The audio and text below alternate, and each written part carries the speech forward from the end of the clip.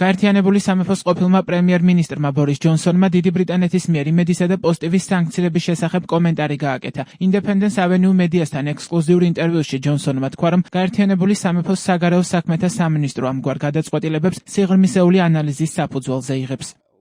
ეს ნიშნავს, რომ გაერთიანებული სამეფოს საგარეო საქმეთა სამინისტრო სიღრმისეული ანალიზის საფუძველზე გადაწყვეტდა, რომ ტელეკომპანიები იმედი და პოზიტივის სიტუაციის შესახებ ტყუილებს ანთხოვდნენ, რაც ძირს უთხრის დემოკრატიულ ღირებულებებს და სანქციების დაწესება მიზანშეწონილია. ბრიტანეთის საგარეო საქმეთა თანამეგობრობისა და განვითარების ოფისმა ორ ქართულ სამთავრობო ტელეარხს ფინანსური სანქციები რუსეთ-უკრაინის ომის დაწყების 4 წლის თავზე დაუწესა. მიზეზი რუსული დეზინფორმაციის გავრცელება. სანქციების თანახმად იმედსა და პოზიტივის შეეხება როგორც აქტივების გაყინვა, ისე სატრასტო ანუ ნდობით აღჭურვილი მომსახურების და დირექტორის პოზიციის დაკავების აკრძალვა. ეს გულისხმობს მკაცრ ფინანსურ შეზღუდვებს, რომლებიც ბრიტანული ეკონომიკური და ბიზნეს სივრციდან დასანქცირებული პირის ან კომპანიის სრულ იზოლაციას ისახავს მიზნად. სანქციები ვრცელდება იმ ოფშორებზეც, რომლებიც ბრიტანეთის იურისდიქციის ქვეშ არიან.